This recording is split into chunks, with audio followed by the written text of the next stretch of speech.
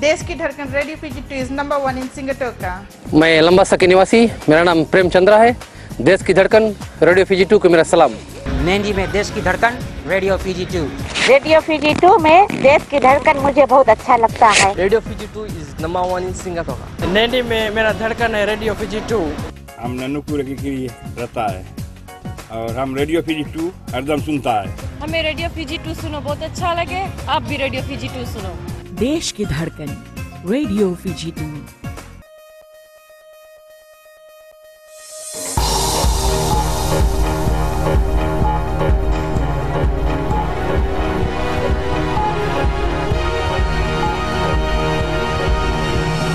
In this bulletin, Reserve Bank intervenes in ANZ decision to close certain remittance companies' accounts. Fiji marks 135th anniversary of arrival of indentured labourers, and public welcomes changes made to Suva bus station.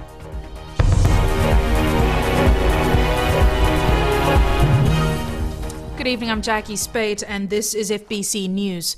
The Financial Intelligence Unit has stepped in after the ANZ Bank decided to close the accounts of money remittance companies. These companies hold bank accounts like any other business. However, ANZ has deemed them to be high risk. Edwin Nund has the details. $350 million was remitted to Fiji last year through 9 foreign exchange dealers and commercial banks. ANZ Bank globally is closing the accounts of all money exchange companies to reduce the risk of money laundering.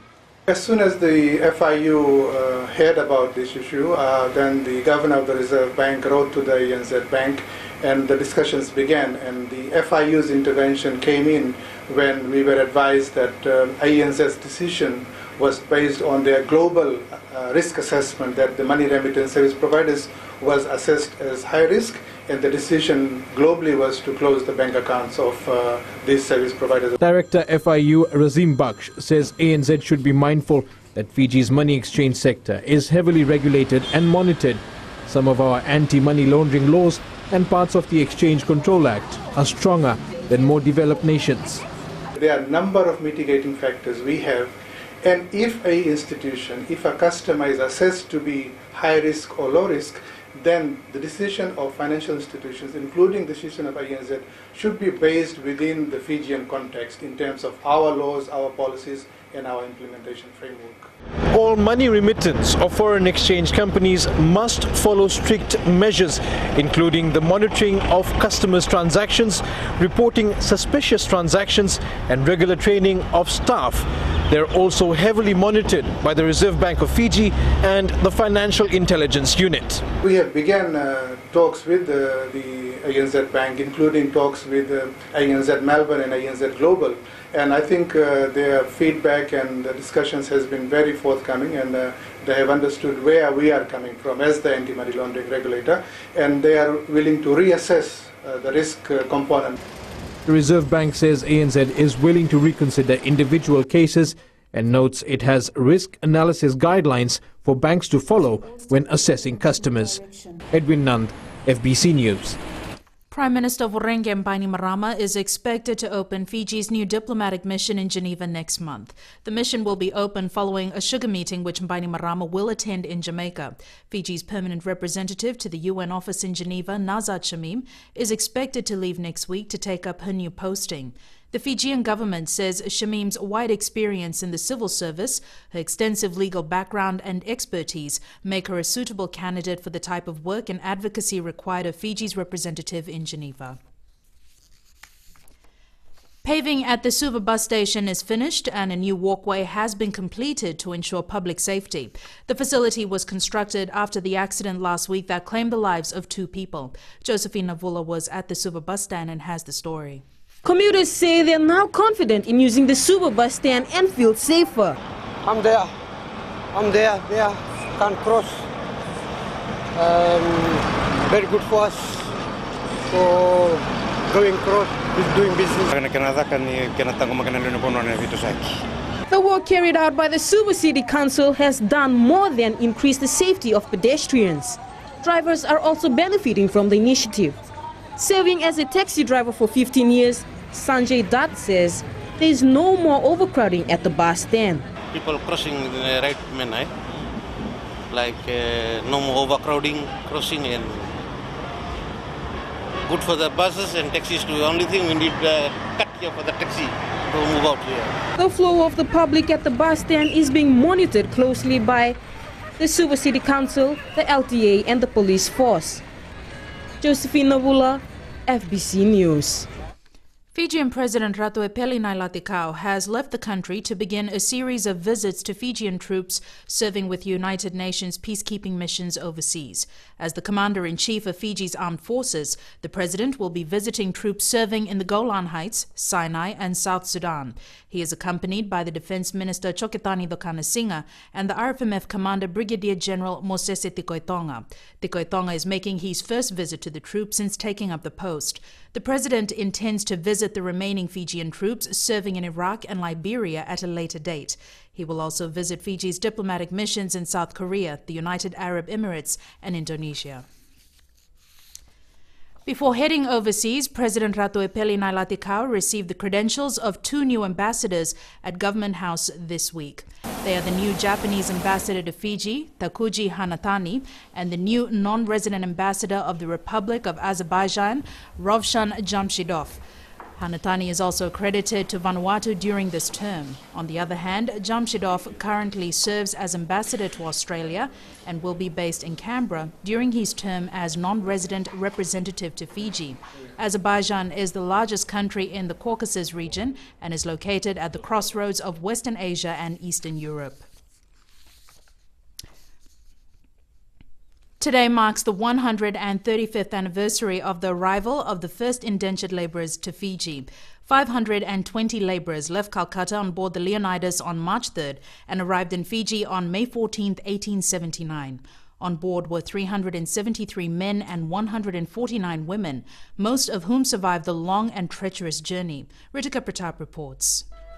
The 463 indentured workers who disembarked were the first of over 61,000 to arrive from South and East Asia in the following 37 years. The labourers were from different regions, villages, backgrounds and castes, who later mingled or intermarried, creating the Fijian Indian identity. The contracts of the indentured labourers, which they called girmit, required them to work in Fiji for a period of 5 years on sugarcane plantations. Living conditions on the sugarcane plantations, on which most of the girmitiers worked, were often dirty, degrading and brutal. After a further 5 years of work as indentured labourers, they were given the choice of returning to India at their own expense or remain in Fiji. Almost 60% opted to stay back because they could not afford to return under the low pay of the British government or were refused to be sent back. After the expiry of their girmits, many leased small plots of land from Fijians and developed their own sugarcane fields or cane farmlets. Others went into business in the towns that were beginning to spring up. By 1917, the indenture system was officially abolished by Britain. All indenture in Fiji was cancelled in 1920. The indenture system had 2 positive effects on the subsequent generations. Firstly, the need for people of different castes to live, work and eat together led to an end of the caste system. Another positive was the development of a new language known as Fiji Hindi that was formed from different languages and dialects of India. Today, just under half of the population is made of the descendants of indentured labourers and who have chosen to call Fiji their home. Ritika Pratap, FBC News. Coming up after the break, fuel retailers voice concern on burden imposed on their business by price control on fuel.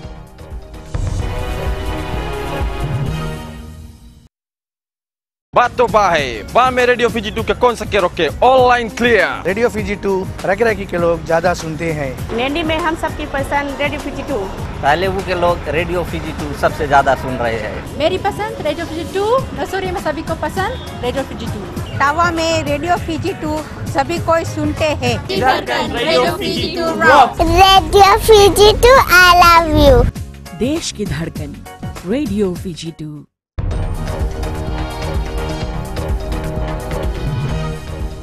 Welcome back. This is FBC News.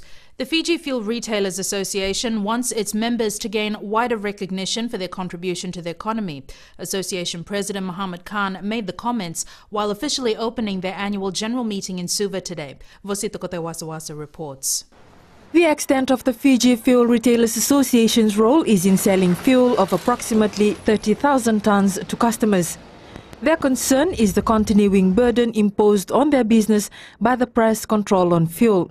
Acknowledge that the Commerce Commission has given us some improvement in margins, but these are not enough to provide a fair return on our investment. I repeat today that I said shortly before my election as president, we are not asking for big profits.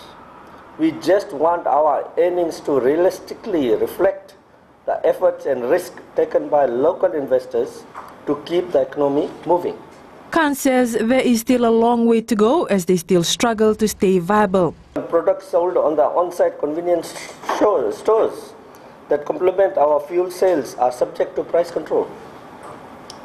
We feel that it is also unfair that we are not allowed to recover from our customers the bank fees imposed by bank debit cards. This becomes a further cost we have to bear. Commerce Commission Chief Executive Bobby Maharaj says the association had made a submission last year and they had offered them a sub-increase in margin. The Fiji Fuel Retailers Association has 31 members who have invested in 71 service stations situated in many parts of the country. Vosita Kotewasawasa, FBC News. Now, 9 civil servants have been chosen to undergo a 3-week training course called Young Leaders for Local Governance in Japan. The training will be carried out by the Japan International Cooperation Agency, or JICA, and its aim is to improve capacity and service delivery for the public. The trainees will leave for Japan on Tuesday, and the expectations of them from the Public Service Commission are high. We are sending you in good spirits as well as with good intentions so that you are able to fully meet the objectives of the visit and derive maximum impact and results from it. One of the 9 participants is Christina Panika, who is a lawyer with the Housing Authority. One of my main focus is on housing needs. Housing serves the low and middle income earners, but it becomes very difficult in terms of infrastructure cost. So when I go to Japan, I would like to see what are some of the techniques and how it can be cost effective and to bring it here in housing. For another participant, Nilesh Naidu, recycling and waste management is one area that he would like to focus on. I would like to get more ideas on how they reuse their disposed materials or the outputs which we can betterment in our Fiji, for example in the market areas or in the disposal rates of rubbish in our country and the infrastructure as a whole. Fiji has benefited immensely, with about 2,500 civil servants participating in this training provided by JICA since 1976. Ellen Stalls, FBC News. Students intending to pursue a career in engineering, science or technology have an opportunity to seek more information about these fields at an exhibition in Suva. The inaugural Engineering, Science and Technology exhibition at the FNU campus in Samambula was opened by the Minister for Transport Timothy Natuva. Savaira Tamboa has more. The display showcases the facility and equipment offered by the FNU Engineering, Science and Technology faculty. I wish the students, mainly the youngsters who are studying Form 6 or Form 7, should have to visit our campus and see what are the facilities they have that will decide their future actually if they decide to come to the engineering. The exhibition has attracted the attention of students who are at the stages of deciding their career paths. I'm really interested because when I grow up I want to be an aircraft engineer. I wish to become one of the engineering students here. Transport Minister Timothy Natuva says many students lack the insight into opportunities for a career in science. He adds the exhibition is timely. This inaugural exhibition is a timely event to offer many of our secondary school students and current workforce the opportunity to consider career options and enhancement of individual skills and professional aptitude in science and technology. The exhibition like this helps shape the lives of youths and develop innovators who are much needed in the workforce, communities and the nation. Sabira Tambua, FBC News. And here's Jamie now with the latest in sports. Good evening. After the break, Boxing Fiji added to the list of federations with expatriate national coaches, and Fiji Sevens already focused on the coming season. This and more after the break.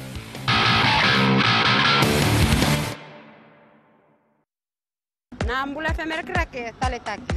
Gonga elambasa Mbula FM nambandu ana serre. Ndu taleta kana borong ena Mbula FM nambandu ana serre su. Au baitu tu garaki au nreba tu ni stima au ndu taleta kana borong ena Mbula. Bola bina Fiji Mbula FM nambandu wa singa toka. Bola bina era roga Mbula FM nambandu wa tikoga. Mbula FM nambandu ana serre.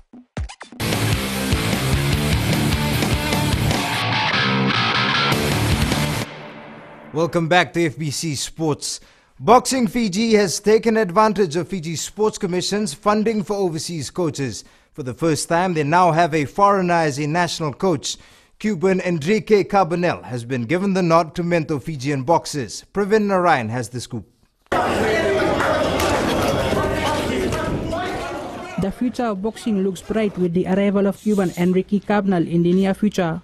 Carbonell is expected to lift the profile of the sport. A trip was made by the Minister of Youth and Sports, Honorable William Opoto, to Cuba to identify coaches that can help in the sport of boxing. So a coach has been identified. Carbonell's stint in Fiji has been made possible with the signing of an agreement between Fiji and Cuba. A lot of critics felt that the coach might not be an English-speaking coach. To the contrary, he is an English-speaking coach and has coached some of the best amateur boxers. Now that the Fiji Sports Commission has delivered by funding the coach, the gloves are on the sport to deliver the goods. He coached one of the top boxers in the world who's now gone professional. So we're looking for the same sort of results, of course.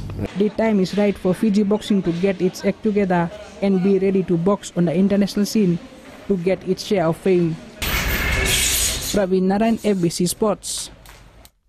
Meanwhile, the Fiji Sports Commission has granted funds for overseas coaches to 8 national sporting federations. One being netball, and national coach Julie Hornweg has already started delivering the goods. And we saw the results last week of having an international coach there. Those were fantastic results. Then, of course, there's volleyball and boxing and table tennis. Table tennis is going very, very well. I tell you to go down and have a look at the coach in action, actually. He came from Egypt. So our coaches are coming from all over the world. Cricket have made their appointment too. Coming in from Asia. They're just finalising their contract now. He's an Australian. And then, of course, boxing, the rugby sevens, of course, and rugby 15s. We know that's been appointed now, John McKee. And we're now assisting Fiji football with Carlos. Contracts will be up to 3 years, all leading to the Rio 2016 Olympic Games. Vodafone Fiji Sevens reps will take a complete break from all levels of rugby for the next month. And for the first time in many moons, the pre-season training for the next series starts in July. This as Fiji works on the most important season, which holds the key to the 2016 Olympics. Indra Singh has more. Having just arrived home, the Fiji Sevens team has already started plans for the next season. For the time being, we've been told to rest, especially we had a break. So, because next season is a very important season because it's a qualifier for the Olympics. Greeted by family and sponsors this morning, the players already know they have only a month to get the much-needed rest and relaxation. This as Coach Ben Ryan has already set his plans of what is required to attain the champion status going forward. We hope that the management, the team management are working closely with the Fiji Rugby Union Board on contracting the 21 players, which already been submitted by Ben to the board, and hopefully everything will be in place before we start off our off-season program in late July. The skipper has also echoed his mentor's sentiments on what went wrong this season and needs vast improvement. Our defense, we're improving on our defense, especially we want to get it right by next season on our tackle rack areas. We're working on that, especially towards the end of the season, getting the decision right in rack areas, when to go for a rack or when to leave it, and when to choose your battle. It's now time for the much-needed catch-up with family and friends for these reps, because shortly they will again be sweating it out to be the very best in the world of sevens. Interesting, FBC Sports. Fiji under-20 rugby player Risi Nawanga-Liva is counting his lucky stars after being called up for the Junior World Championships. The England-based rugger says a burning desire to make his family proud was the reason for him travelling halfway across the world to make the trials. Talenda Dakadaka reports. Hard-running centre Orisi Nawanga-Liva is one of 4 overseas-based reps in the national under-20 squad. The Maya School Rugby Academy student says earning a call-up was a childhood dream come true. Well, I got the call off one of the coaches to come down, and I've always wanted to play for Fiji. I've always wanted to represent my country, and if I get the chance to play at the World Cup, then I'll be very proud. Make myself proud and make my family proud. The 19-year-old lists rugby stars Ma'a Nonu and Julian Savea as players that are his idols, and the JWC will be his biggest chance yet to stamp his mark in the world arena. I've started since I was very young, since I was 14. Been playing in England since that age, trying to better myself, trying to develop my skills there, and then coming back here in Fiji to try and push this team to hopefully lift the World Cup. The national under-20 side has 3 weeks remaining until its opening pool game against Wales in New Zealand. Watch out for Nawanga-Liva to make a mark. Talendo Dakadak, FBC Sports.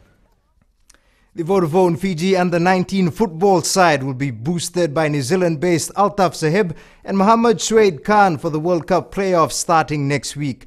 The duo, who play for Waitakere City in Auckland, are being brought in after remarkable performances against Fiji when it toured New Zealand recently. Fiji team director Tharinesh Reddy says the players were impressive, and it is also the best time to bring them in after they have dropped 5 players from the current squad due to indiscipline. The two arrive on Friday and march straight into camp. That was your sports for tonight. It's back to Jackie now with business.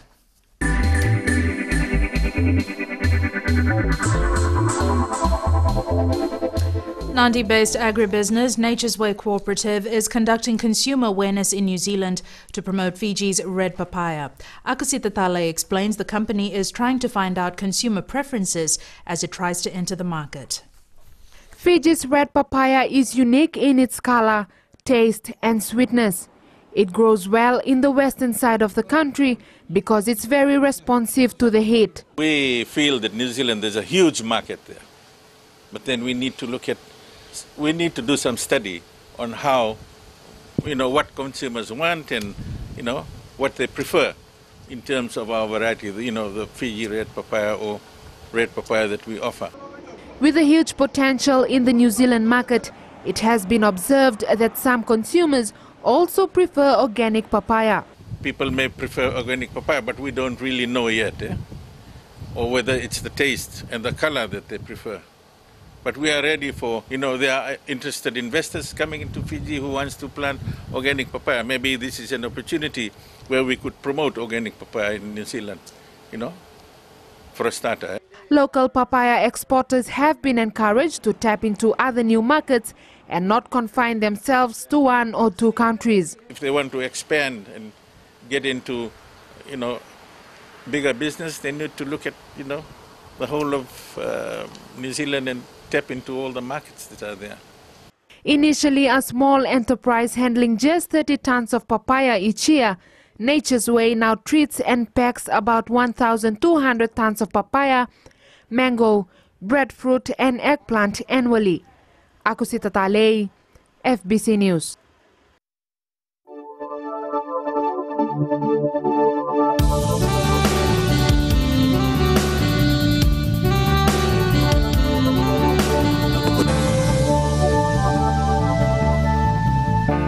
Today was a good day for me. Fine weather galore. How was it on your end, Trish? Well, Jackie, the time of the year we have cliche weather and can expect much the same conditions most of the time. Let's look at today's map. Suva and Savu were cloudy in the morning and cleared in the afternoon. As for Nadi, Lotoka, Mba and Lambasa, they had fine weather all day long. Looking at today's temperatures, the hidden paradise Savu reached 29. Suva and Nadi were on 30, whereas Lotoka, Mba and Lambasa hit 32. Now with tomorrow's forecast, cloudy skies and a chance of scattered showers for Suva, Savu and Lambasa throughout the day. Lotoka, Nandi and Ba will have fine conditions in the morning with a chance of rain late in the day. The further outlook, scattered showers, moderate to rough seas. Don't forget, tonight we have a full moon. The tides are always higher and lower around the full moon, and tomorrow we can expect a very low tide and just after midday, so that would be a nice time to get a good shot of the reef. Or you can send us a photo of tonight's full moon at Citizens Eyes at fbc.com.fj. This is our picture of the day of a sunset taken at Lami by Chimesa Keen. Thanks so much for that, Trish.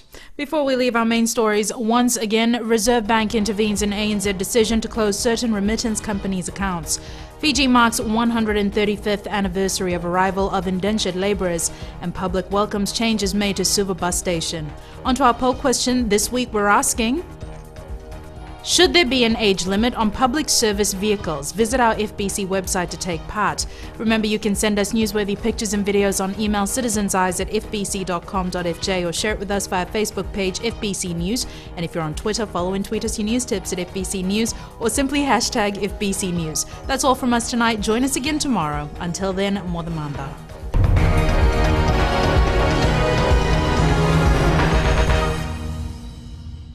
Gold FM is #1 here in Sigatoka. Gold FM is our favorite radio station here in Lotoka. Gold FM is #1 in Nen. I love listening to Gold FM in Ba.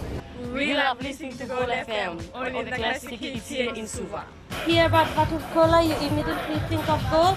I'm Josephine Sabi and I love hearing Gold FM. Gold FM, only the classic hits.